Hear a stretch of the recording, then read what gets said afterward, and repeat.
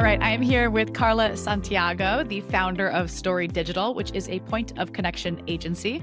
Her company creates transformative points of connection for talent and brands through strategic partnerships, partnering, and intentional networking. But Carla and I met when she was running entertainment partnerships at the talent agency and strategy firm Uncommon, and stayed in touch when she left and went over to Netflix.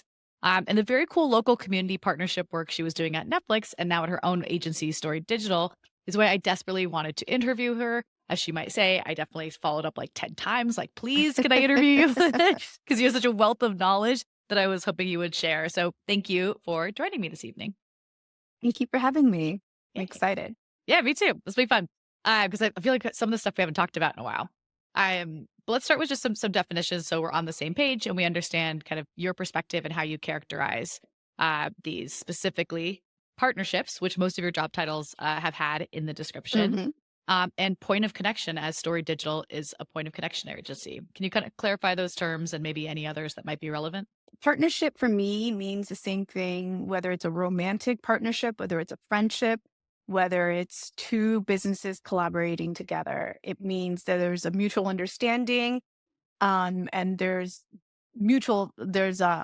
mutually beneficial for both parties. So it's something that two entities come together and it, it's magic. It's working. It works for both partnerships at even, I would say, 50-50 level. So is point of connection to emphasize the partnerships part or the networking part of what you do? Point of connection is, what is that point of connection, right? So what for filmmakers, what in your story means something to a specific audience? What's going to be that point of connection? What is going to engage them? What is going to be that place where you both meet? It's almost like the meet cute between two entities, two parties, right? Yes. Oh, I've actually not heard that, but it makes complete sense. Especially if you're trying to reach certain targeted audiences, there might be a different point for each audience. Is that correct? Exactly. Yeah, Ah, absolutely. okay, fantastic. Cool. And then I guess how else would you describe the work that you do at Stori Digital? You work with brands. Do you still work with films? So I still do work on titles, film and TV shows. My focus is people, brands, and platforms. And when I say people, I mean talent, typically artists and athletes. And when I say platforms, I'm talking about like an AI platform, a tool. And when I say brands, like Yeah. brands. Right. But I do still work on TV and films. Cool. And so because we've been talking, I want to work with you on something. And one of the things, we had a great conversation a while back about local screenings and building community around Yes. local screenings. And so you were doing a lot of things at Netflix, but one thing in particular I thought was so interesting was how you were doing these screenings in local communities. Can you talk about the partnerships, community development, influencers? What exactly was that and how'd you do it? Absolutely. It's all about who's in the room, right? And going back to that point of connection, who is going to love this title? Who is the title going to make sense for? So you have to look at your film or your title or even your brand, right? And think about who is that target audience and then inviting them. And one of the things I did at Netflix was, and I had an amazing team there, is we would look for who in a particular community, saying, let's say like Houston or Atlanta or Chicago, who in that community has influence at a local level, right? And so you don't need someone who's massive and big. You just need someone who's influential. I like to say the influencer's influencer. It's that person who their sense of culture tends to trend up. But they also, because they're hyper local, they're approachable. So when they post on their Instagram or their TikTok that they like a title, it's going to get more tune in versus someone who's like massive. I think I've heard that in some influencer marketing. It's, you pay a lot of money for someone who's like 50 million followers and the follower count is massive and the reach is massive, but the actual engagement or the drive to purchase is going to be smaller. And so, but if you have someone that's in that local community who knows their city and is talking about a film that they just saw, you're going to see a much higher return from other people in that area. Is that correct? Absolutely. And actually algorithms favor people that are more like that, like smaller influencers. So you want to take that into mind. But it's not just like their online presence. It's who are they in their community, right? Are they I've seen in a lot of communities a local realtor who's meeting with local businesses. So they're engaging with other people, Maybe it's a youth leader at a church, at a synagogue. It's someone who is constantly talking to those around them, and that's who you want in that room because if they champion your brand or your film, they're going to help. They're going to spread it to their community. This is actually people who work in beauty, hairstylists. Some of the best people I remember walking into, I think it was like a Bloomingdale's or something, and I'm looking at the makeup counter, and the guy behind the counter recommended a movie to me that we were working on. I was like, how did you know this movie? And it was that somebody who's talking to people all day long. I'm going to trust his lipstick recommendation. I'm going to trust his movie recommendation. And so, how do you find those individuals? And were you working or do you work just in certain cities and communities? Or would you go wider and do research to find people in those communities? I would go wider, and it's usually like you find somebody that is well connected in a city. When I was at Netflix, and I want to shout out Kevin Stuckey and Jennifer Pauline, who are amazing people who are very good at this. We went on a city tour. And so Ah, we literally just had dinners with people and we invited them to come and talk to us. And they gave us the tea on in their city. So they would tell us things that you would never get on a Zoom. You would never get via email or DMing somebody. Although we did DM a lot of people. Like I did an event in Arizona without even going to Phoenix, um, talking through DM with different like organizations. So I would look at specific organizations that had my target audience and I would talk to their leader and invite them. Um, but, I highly, highly recommend doing a city tour. Like if you're going to do something massive or just sit down and break bread with somebody from that city, they will tell you who's who and how to best connect with their community because everywhere is different. LA is a very different city from Houston. And Houston is massive and there's different communities within just Houston. So it's like understanding, adding a little anthropology to your research will get too far. it's a good point. I remember first learning about theatrical releases, and the LA market is everywhere from Pasadena to Santa Monica. People in Pasadena are not hanging out in Santa Monica that often, and you don't Mm-mm. really know that unless you're living there or doing marketing there. And so it's different cultures in different areas. No one's crossing the 405 for you. So What's that crossing? used to happen at Netflix. They're like, well, the only screening room we have is the one that was in the Palisades, Oh, sadly. yeah. And but we could never book that because it's like you're at 5 o'clock, you're not going to get someone from the east side to go all the way to the Palisades. It's tough. It's so true. No matter how much we want to see that movie, no, we're not crossing Yeah. that No. 405. No. It's bad. So how could Netflix is a big engine, it's a big platform. They have the ability to kind of do that kind of tour.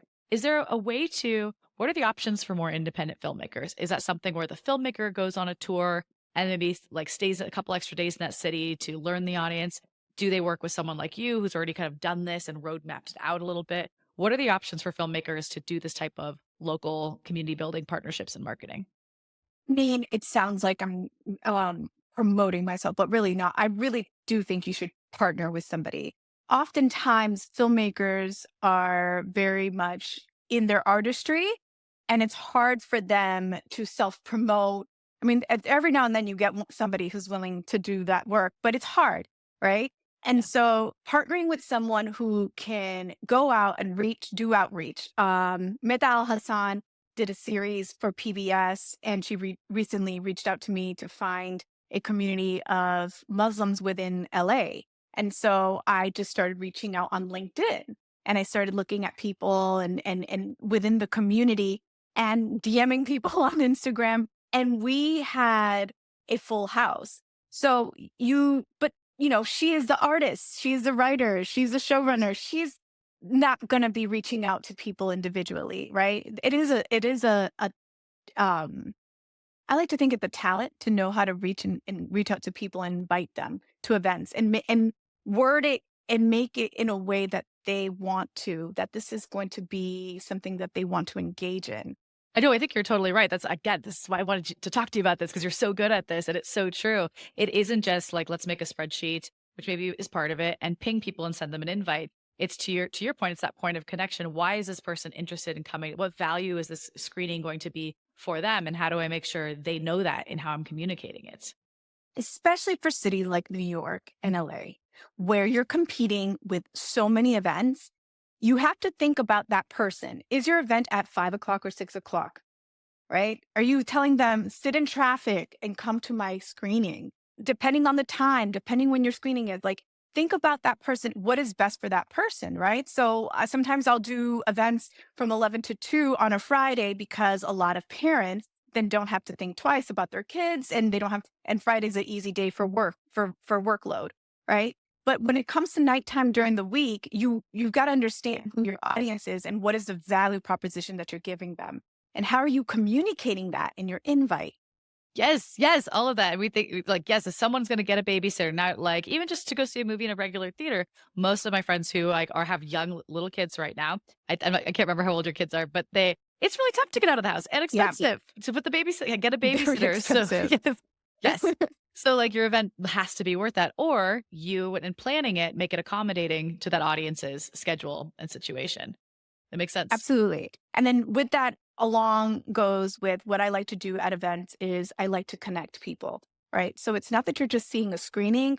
Oh, I just got to meet the head of this organization and I just got to meet this person. So when they leave the event, it was much more than just what they were brought in, to watch or to listen or to do. You're connecting them to a much larger community. It's true. There's two parts to every event. First, there's like the marketing part. You're going to get people there, and then once they're there, how are you going to make it Mhm. memorable? Get like deepen and enrich in that experience because of course it's the film, but it's also how they feel while they're watching it. It's why the setting matters for a film, but not just the sound and screen. But are they comfortable? Was there food? I've been to Yeah. events where there's no food, no drink, and you're like, I'm Which is uncomfortable. illegal in California, by the way. You have to, if you have drinks, you have to have food. Oh, Yes. really? Oh, maybe they Yeah. didn't want it. They didn't want to Because I have. have been to an event where they only provided drinks and no food. And it was, yeah. Oh man. Okay. Well, It was not good. This this is to the part where I'm like, okay, what are like the tips and tricks? So, what are some things that if you're whether you're a filmmaker or you're working in this space and you're looking to throw these types of word of mouth screenings, what are like some tips that you absolutely should do or absolutely should not do? Really double down on who that target audience is, who will love your film, and don't silo yourself to one group. There's multiple people that might like your film, right? Um, and ask your friends and people who have already screened your film. Ask them like, what do you think? Who do you think would love this? And then go towards that audience and be open minded. There's been a lot of films where I'm like, oh my god, this would have like Goodrich. When I saw the screening for Goodrich, I was like, wow, this would be great for moms. And I quickly noticed that the team behind it wasn't even thinking that it would be a good film for moms. But it's like you have to listen to everyone, be thoughtful, be very strategic. I suggest finding someone like me. There's lots of people like me to help you do outreach to that community and invite them. And once they're there, try your best to be personable. Try your best to like show your passion for what you're doing and connect with people at an individual level because connecting when an artist connects with someone who just screened their film, it just adds a extra layer of depth to that film. And it makes me want to go out and like tell the world about your film. I agree. And you said something a little bit ago about how when someone's in the room, they meet someone else that's interesting. Is that because you're also curating in that room, like like-minded people? So yes, all the people who reach Yes. out are kind of similar, but also they'll work well together. Is Yes. that Yes. cool? So you want to think of like, okay, if I'm inviting Christy, who would be Ooh. very interesting for Christy? Well, I know that this brand is looking to invest into filmmakers, or I know that this person is works at Sundance, or so and so is at the Academy. Those are people that I know are going to be interesting together. That they're going to start talking to each other and be like, "Oh my god, I didn't know you existed," and it's going to create stickiness. And that same stickiness is going to go into to watching your film. I mean, there's a lot of psychology behind this. Like if you watch a film with a group of people that you like, you're going to likely like it more than if you were watching it by yourself. So it's all within the psychology of making it work for you and then for getting that person to go out and talk about your film, which leads me to my most important point, which is you need to have a call to action. You Ooh. can't just invite people and then that's it. You need to say, please share with your friends, like maybe do a photo booth if you can, do something simple or have a hashtag and request people to tag you and to talk about your film online. If you don't do that, they won't do it. It's true. I mean, have you ever been to even just a party or a social event, whether it's someone's birthday, they're celebrating something, and you keep waiting for that like center of gravity to hit? of like someone even just saying, thank you for being here. And when it Yeah. never hits, you're like, oh, okay. I mean, I had a nice time. Like, this is lovely. But something energetically is just missing if you don't have that acknowledgement, thank you, or in this case, like call to action. What can people do if they're in the room and they like the film? Give them something, even if it's just post on social. Do you guide filmmakers in doing that, or do you find most of them kind of know what to do? No, you have to guide people. I Okay. know what to do. Okay, two more things. The other thing is you want to make sure you want to do follow up marketing. So one of the things Oh, I like to tell filmmakers to do is hire a photographer, a videographer. It doesn't have. It could be your family friend to take videos, and then you email everyone saying thank you for coming out. Here's a video. Share it on your social. We're so excited that you came to our screening. Now you just gave everyone an asset that they can post on their social media, and it could already have the hashtag. It could have, all your information there. That's very useful because you make it super easy for people. If you can text that out to people, even better. Yes, that's a definite call to action that you want to have and follow up because you're remarketing. yes. No, that's so smart. I mean, how many times if you're having a really good time at an event or at a movie's hard to take photos. I'm like, oh, I want to post on social, but I don't have a visual to go with it.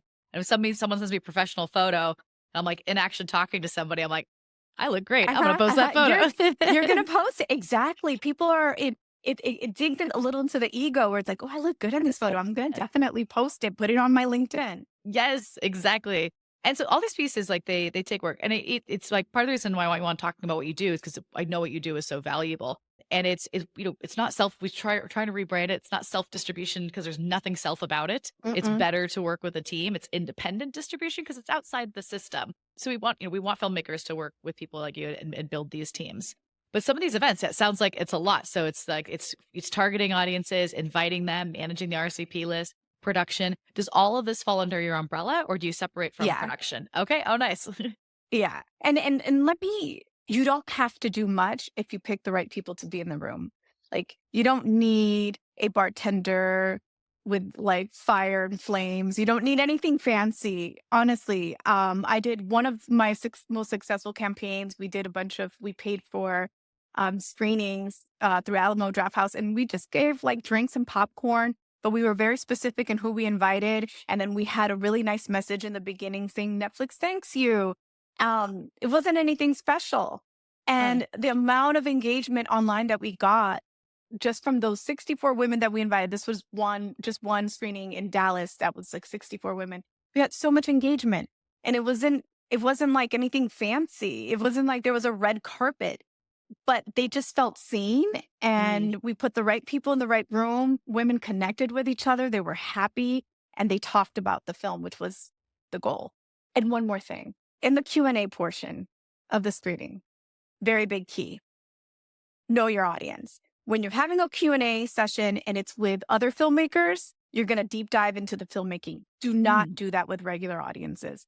It will go over their head, they will be bored, and you don't want that. So you want to make sure that however you cater your Q&A, it's reflective of the people in the room. Ooh. And so do you help guide with that when you're working with the filmmakers? You're like, all right, Yeah, okay. definitely. Definitely. And so what do you find? I mean, this might be too hard to generalize since the audiences are different. But what's different for a consumer audience? Is it more like, if it's an audience of women, do you make it how this film is relevant for women? Or is Yes. it more, okay, got it. Yes. It's very Yes. Yes. personalized. Yes. You're not going to talk about, you know, technicalities and like camera angles. You're just going to lose folks on that. Yep, that's And I fair. know that like, in filmmakers will geek out over it, but Yes. regular folks, you'll lose them and you don't want to lose people. You want to keep it sweet and short. At the same time, you're taking people's time. In a film could be 2 hours and then you add another hour of Q&A. That's a lot. You're asking for a lot of attention from somebody and they have been sitting down. So like, just keep in mind, if you were that person sitting down, how would you want to be entertained? Yes. We always say I mean, we would mostly do virtual Q&As on Kinema, but during the pandemic, we as Kinema hosted one every week. And one of the things that we learned just from doing our own events was leave them wanting more.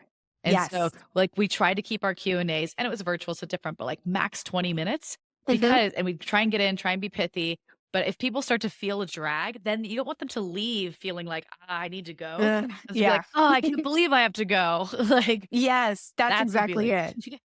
And that's a lot of crafting. So What are are there any other like mistakes, I guess, you've seen besides the technicality for talking about technical stuff on the panel? Some obvious misses. Someone gave me a great one the other day, which was don't forget to tell your friends and family. Like oftentimes people just forget that like their biggest audience are friends and family and remember to invite them first and keep them informed along the way. So what's like an obvious or something not to miss? Yeah, tap into your network. You're right. Friends and family, like they're going to be the ones who are going to talk about your film more than anyone else because they know you personally and they want to see your success. So definitely tap into your own personal network. Um and leverage your own network to invite other people, right? So if I am going to host a screening for, let's say I come up with a film, I might say to my friends, I might invite a friend and be like, please invite other friends that you feel will like, give.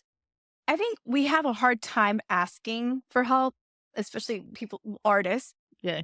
Just this is the time for you to say, I need you to help me. I would love for you to invite someone or invite 5 of your friends to my screening. Yeah. There's also like the way it sounds like you position these events, you're offering people a great opportunity to be a part of. And then sometimes like if you're the inventor or the filmmaker, you got some seats to fill. Everybody else is that's filling the room is great, but like you got 10 seats you have to fill. And like just call the friends and say, I need you to sit in this seat. Maybe you see my film 3 times already, but do you mind just sitting in a seat and bringing 2 friends? And I find most people want to help. They do, they do. And but that also brings up a good point. If you're filling 70 seats, I would invite 110. Oh, that's a good So, point. and it depends on what city you're in, right? If you're in LA, people will RSVP to your event and not show up because there's 50 other million things that they can go to, and they might last minute choose that, or they might get stuck in traffic and not want to go to your event, or whatever the reason is. Always over invite. It's better to then like have too many people and make it super cozy and fun and make it a party than to not have enough people in the room. It's really great. It's true because yes, if you have friends in the audience, you're like, "Could you please sit in the aisle or something?" Other people need Yes, to come in, yes, and that's the yes. vibe you want. That's so Yeah. is there like a good measurement? So if it's 60 seats, you want I guess is it 20 to depending on the city, do you want to invite 20 to 30% more Yeah. for your event? Okay. I would say 20% just because, especially in the city. I mean, I've had situations where I over invited and definitely fire hazards were broken. But again, if you do it right and you invite the right people, I had one screening where we had way too many people show up, and I was surprised because it was a Friday at 6 o'clock in Hollywood. Didn't Oh, think wow. everyone was going to show up, but they did. Literally 99% showed up. What I did was there were a lot of people that were like, you want, again, curate the room that everyone's excited just for the other people that are there. A lot of the people that couldn't see the movie because there was no space, I just had them chit-chatting and networking and connecting. And Mm. so they were like excited to do socials for the movie anyway because they had such a great night because they got to meet other amazing people. So it didn't matter that they didn't even get to see the screening. But that's what you want. It goes back to who is in that room. It's such a good I hadn't thought about this before, but especially in a city like New York also, yeah, if it rains in LA, like, no one's coming because no one can drive. Like, you're best I'm sorry. But it like, in New York, it's a fast-moving place. People wanna meet people, and they wanna network, and oftentimes, I want certain people in the room for the screening because of who they are, and they want them to connect with other people, but they're really busy, and so, again, to your point, that 3 hours, if you can find a way to connect them I just hadn't thought about it, and make sure they know, "Hey, that 30 minutes before, I'm gonna introduce you to a few people." Hmm. So even if like you don't want them to leave before the film starts, but if they're there and they connect with people and they catch the first part of the film or get the materials or something, they've come because of the human connection. And I don't think we've done that enough. And I don't think I've heard enough people talk about that of how do you press forward the human connection opportunities at film screenings when people assume you're just going to look at a screen the whole time. It's Yeah. it's it's super smart. And you want someone to facilitate that because it's not that easy. And always, whoever's facilitating that has to make sure, if you see someone standing in a corner looking at their phone, it's not necessarily that they don't want to socialize. It's that not everyone can just have the gumption to go up to people and start having a conversation. So that's on you to make sure that those conversations happen. Yes, it's true. If you know everyone's in the room, you're like, oh, if I just connect these 2 people and then these 2 people over Hmm. here, and then it gets the energy going. Yeah. It creates, I think, a vibe, as the young people Yes. say. Yes. Uh, Yeah. So, a couple of questions. So, one, like, well, what was the first? a lot of what you're saying, you've learned this. Like it sounds natural to you. You innately know this. You have very high EQ, and you just learned it through practicing. But are there any resources that people could lean into, like the art of gathering, the art of connecting, any sort of books or blogs that you reference? You know what? I actually don't read any books about the art of gathering because it's just been You just sorry. do it. You've been It's doing been I do it. it so much. But I mean that goes back to it. Just do it. Just start hanging out with your friends. Start noticing like what makes a night great. What makes a great birthday? What makes it doesn't have to be something specific to business. It's like what makes a gathering great and for you, right?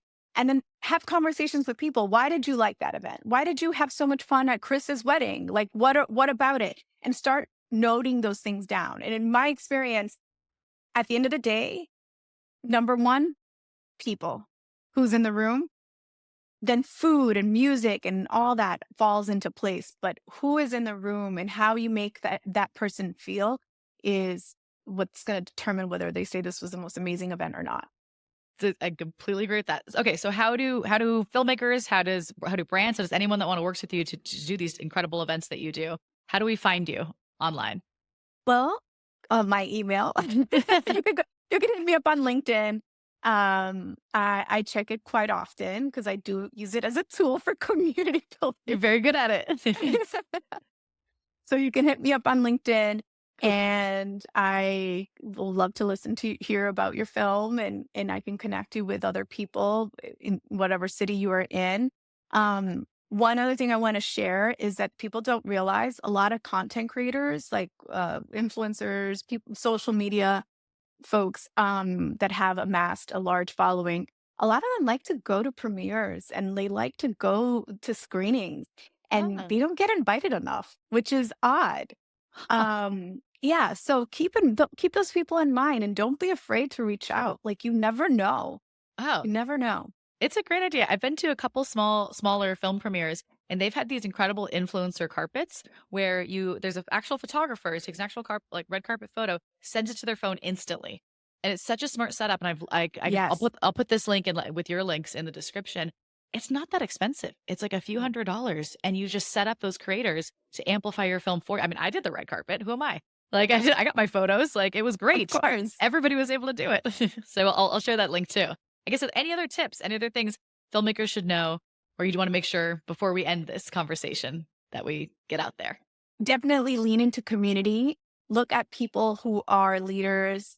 It could be someone who is, they have their own platform or they run an organization. Like it's actually pretty simple to search them, use your LinkedIn, use your Instagram, use AI to say who are the top most influential people in the city of Houston, right? And then Like and ChatGPT? Like I can just use yes. ChatGPT to do that? Yeah, just say who are the top most influential people, and the more specific, the better, right? Who are the top most influential people in regards to barbecue in Houston? Whatever it is, like, and then reach out to those folks and Huh. invite them. This Yeah, is, like it's not. There is a science to it, yeah. but it's not a difficult science, and it's really just a personal science, and it's something that every human needs, which is community. I completely agree. And you can do the research part of it, but how you connect that person, how you make them feel, that is I guess that where the art meets the science of what you do. Yes, yes. Uh, well, Carla, thank you so much. This was everything I dreamed. I knew you're just going to give us so many golden nuggets. So thank you so much. Yeah, well, thank you for your time. Thank you. And that's our episode. Thank you to our special guest, our producer and editor, Ron Pissarro, and you, the filmmakers, creators, marketers, and distributors that are dedicated to connecting audiences with great films.